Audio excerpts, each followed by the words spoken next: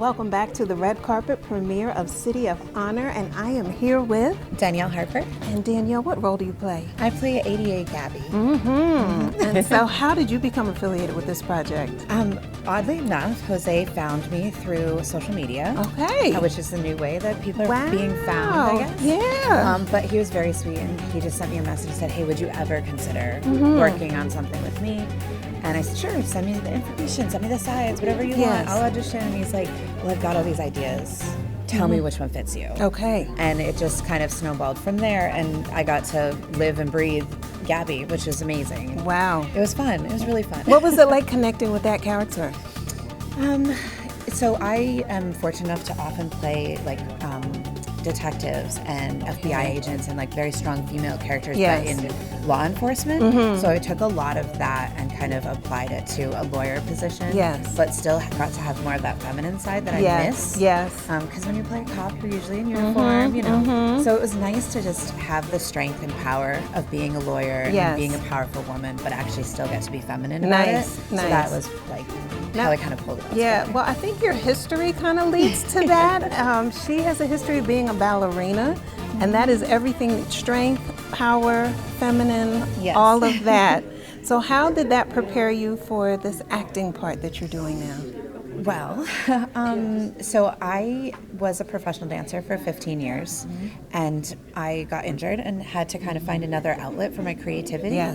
And one of the things I loved the most while I was dancing was telling the story. And so I had a lot of friends in the business, and they kind of just said, why don't you try? And I did music theater growing up, and I did theater, and so I said, you know what, I'll try.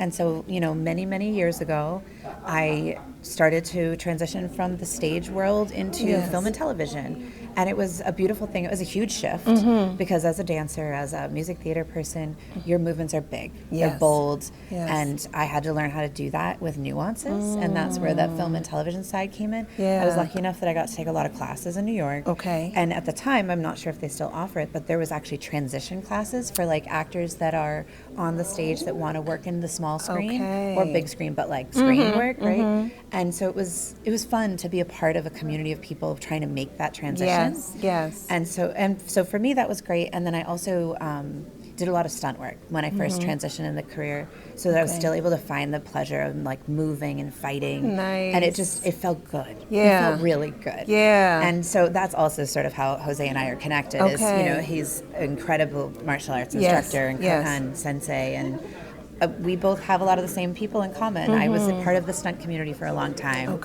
And so because of that, we just kind of had this There was connection. a click, nice. But yeah, so that, I mean, that's how the dance world put like itself into me, I guess, as an actor.